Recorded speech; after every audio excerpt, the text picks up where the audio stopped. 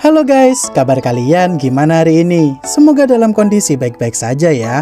Kali ini admin akan ngelanjutin nih alur cerita Battle Through the Heavens, di mana episode kali ini Xiaoyan yang bertemu dengan Master Dozong penjaga Gunung Tianmu, ternyata dia bisa dijinakin oleh Xiaoyan tuh dengan pil tingkat menengah buatannya itu sebagai tanda pertemanan.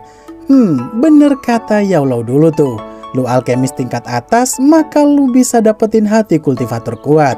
Sebagai pengingat aja, kalau di episode sebelumnya, Xiaoyan yang tak sengaja mendengar suaranya Yanran karena lokasi mereka berdekatan, Xiaoyan pun nyelamatin Yanran dari kepungan anak buahnya Wang Chen yang saat itu mengincar rubah spiritual milik Yanran. Dan ketika Yanran mulai sadar kalau pria yang dicampakkan dulu ternyata sebaik ini, itulah akhir dari episode sebelumnya. Tapi sebelum masuk ke ceritanya, jangan lupa kasih like-nya dulu ya guys, sebagai uang parkir kalau kalian suka konten-kontennya admin. Baiklah, tanpa berlama-lama lagi, inilah alur ceritanya. Cerita pun berlanjut di mana Xiaoyan yang tak tinggal diam Yanran dikeroyok seperti itu. Mengingat Yanran adalah seorang perempuan, Xiaoyan pun meminta mereka baik-baik tuh untuk pergi sebelum Xiaoyan hilang kesabaran dan akan menghabisi 3 kerucu itu. Di sini Yanran yang masih sungkan mau mengakui kalau dia butuh bantuan. Yanran saat itu hanya ngasih ucapan terima kasih aja tuh, karena takutnya dia malah bikin Xiaoyan makin benci aja sama dirinya. 3 anak buah Wang Chen yang begitu ngeremehin Xiaoyan kalau mereka tuh sama-sama tahu uang aja. Kenapa Xiaoyan begitu sombong? Alih-alih menganalisa kemampuan apa yang dimiliki oleh Xiaoyan, 3 kerucu itu hanya menguji kekuatan seseorang hanya dari tingkat ranahnya doang tuh. Karena baru dipancing dikit aja sama si Xiaoyan di sana, 3 kerucu tersebut pun langsung tersulut emosinya. Tapi hanya butuh waktu beberapa detik aja tuh bagi Xiaoyan untuk melumpuhkan ketiga kerucu itu. Anda salah pilih lawan bos. Yanran yang begitu kaget sama kemampuannya Xiaoyan yang udah naik sangat pesat sejak terakhir kali mereka berpisah di Kekaisaran Jiama dulu.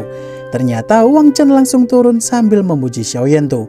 Kalau reputasi Xiaoyan yang menyinggung pavilion angin petir sepertinya bukanlah isapan jempol semata.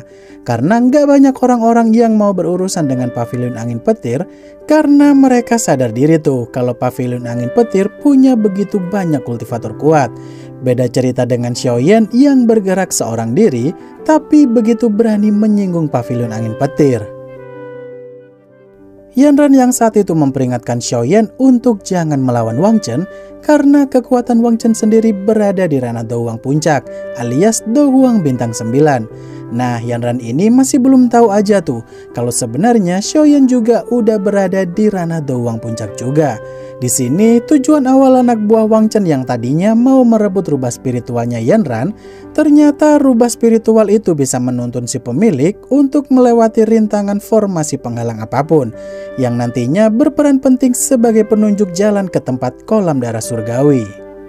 Wang Chen yang saat itu ngasih tahu Xiaoyan kalau dia sebenarnya tuh nggak tertarik untuk merebut rubah spiritualnya Yanran, karena Wang Chen punya cara sendiri untuk melewati formasi penghalang menuju kolam darah surgawi.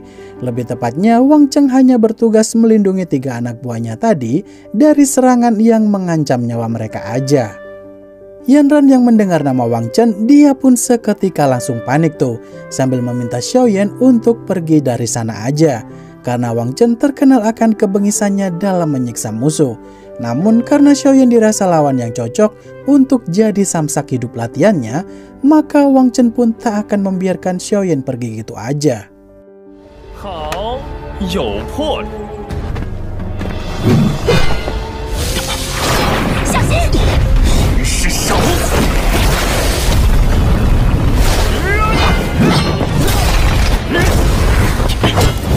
实力虽强，但对我没有太大威胁。日火！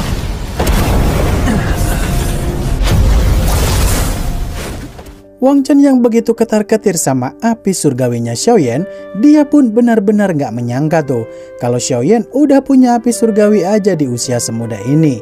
Dan karena doji milik Wang Chen tergolong atribut kegelapan, maka bakal sangat dirugikan jika melawan api surgawinya Xiaoyan. Dengan kesadaran penuh, Wang Chen pun mengakhiri pertarungan itu sampai di sini dulu. Karena dia mau menghemat dojinya itu, jaga-jaga kalau ketemu lagi sama Xiaoyan di kolam darah surgawi bagian dalam. Para anak buah Wang Chen yang lari terbirit-birit karena begitu ketakutan sama Xiaoyan. Saat itu si Yanran begitu malu tuh, karena dia ditolong oleh Xiaoyan, pria yang pernah dia sakiti dulu. Namun karena Xiaoyan udah dewasa dan masa lampau biarlah berlalu, Xiaoyan pun ngajak Yanran untuk memulihkan diri bersama-sama. Karena bagaimanapun Xiaoyan udah tak ada dendam sama sekali tuh dengan si Yanran.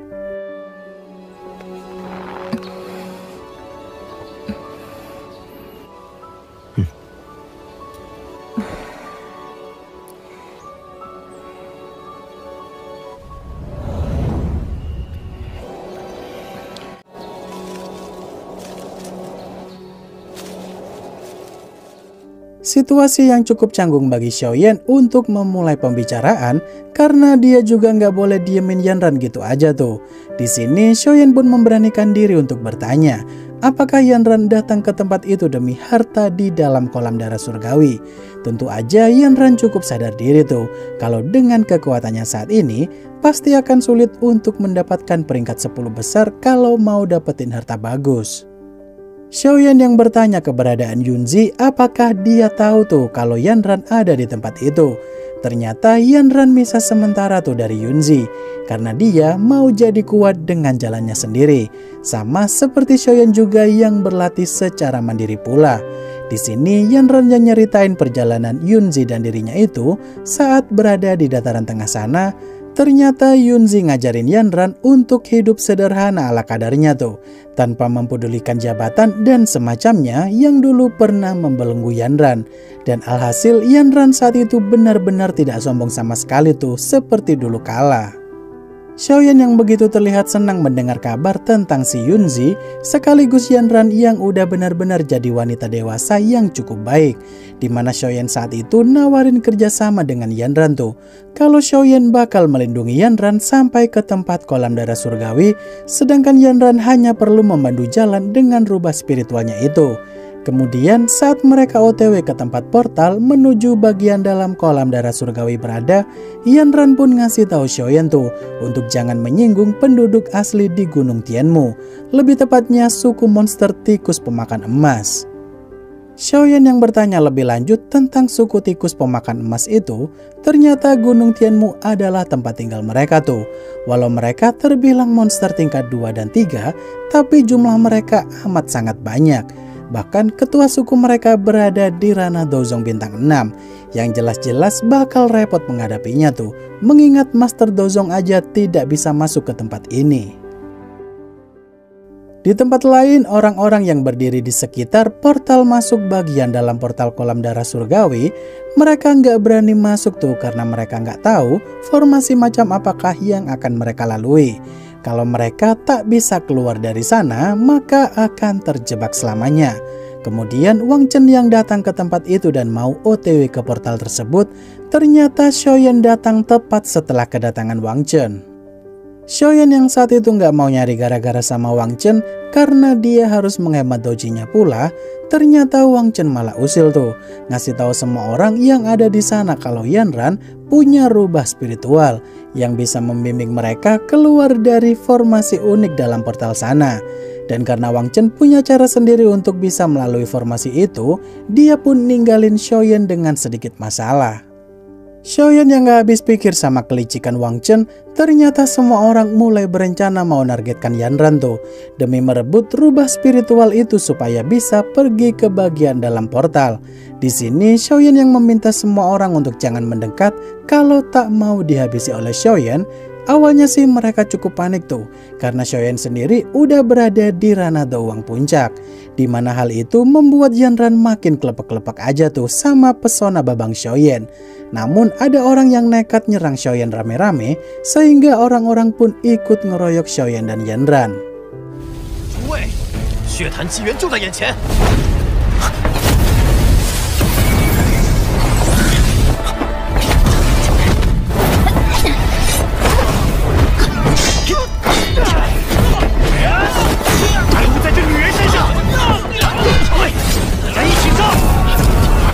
就得再等3年。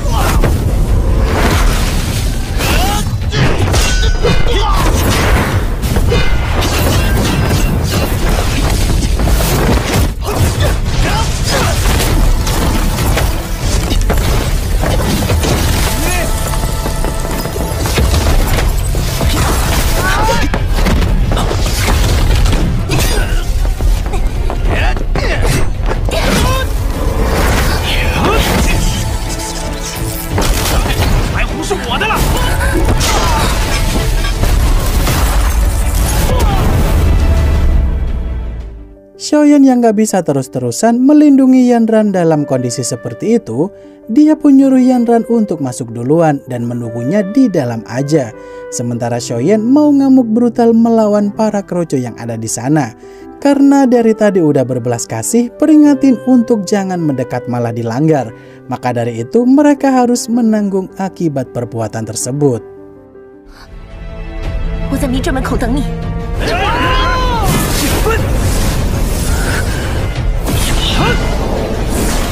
拦住他！好人，浪去！ Pertarungan yang berakhir singkat saat Xiaoyan tak melindungi Yanran. Xiaoyan saat itu sih dihampiri oleh pria cebol yang datang-datang langsung hitung-hitungan total kerugian dari kerusakan yang Xiaoyan bikin.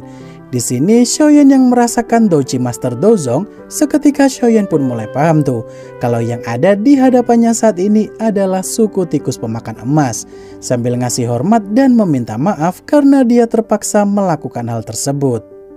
Xiaoyan yang ngasih pil pemulihan stamina yang bisa memulihkan Douji secara instan sebagai tanda permintaan maaf, di mana mereka berdua pun akhirnya saling berkenalan satu sama lain tuh, jika monster tikus pemakan emas yang menjaga portal itu bernama Jingu. Di sini Xiaoyan yang diizinkan masuk ke dalam portal karena udah ngasih kompensasi. Jingu terlihat begitu tertarik tuh sama Xiaoyan karena jarang-jarang ada alkemis tingkat tinggi di usia semuda itu. Xiaoyan yang mulai masuk ke dalam portal di sana, dia pun gak bisa make kekuatan jiwanya itu untuk mencari jalan keluar di sana. Karena kabut tebal itu mengganggu kekuatan jiwa seseorang supaya gak make cara curang untuk nyari jalan keluar. Kemudian Xiaoyan yang dihampiri oleh rubah spiritual milik Yanran. Mulai saat ini hanya rubah spiritual itu aja tuh yang akan menunjukkan jalan keluar dari formasi tersebut. Di tempat lain, orang-orang yang sedang menunggu waktu sampai habis karena ketua suku tikus pemakan emas selaku pemilik tempat itu masih belum muncul. Saat itu banyak dari orang-orang merasa bosan tuh karena yang bisa berhasil ke tempat itu hanya beberapa orang aja. Bahkan Feng Qing'er mulai ngeremehin Xiaoyan kalau sepertinya dia nggak berhasil sampai ke tempat itu. Ketua suku tikus pemakan emas bernama Jinxi yang saat itu ngumumin tuh kalau ujian seleksi masuk ke dalam kolam darah akan segera dimulai. Di momen ini Xiaoyan pun datang tepat waktu tuh bersama dengan Yanran. Walau dia datang terlambat dari peserta lain, Xiaoyan tetap jalan biasa aja tuh tanpa menghiraukan mereka. Xiaoyan yang saat itu cukup penasaran sama Douji seorang wanita bernama Mu Qingluan yang punya Douji cukup familiar. Sayangnya sih ketua suku Jinxi meminta mereka untuk fokus di ujian seleksi kali ini karena mereka yang diperbolehkan masuk hanya sekitar 8 orang aja. Di sini mereka yang harus bisa melewati tangga di depan dalam kurun waktu 1 jam. Ternyata ada patung tikus pemakan emas yang siap menyerang mereka dengan serangan tipe gelombang suara frekuensi tinggi.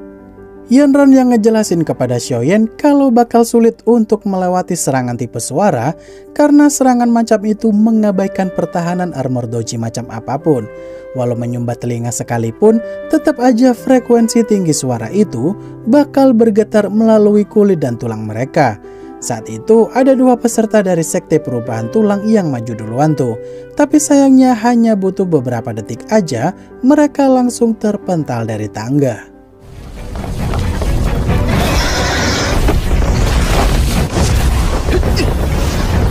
实力竟然毫无招架之力。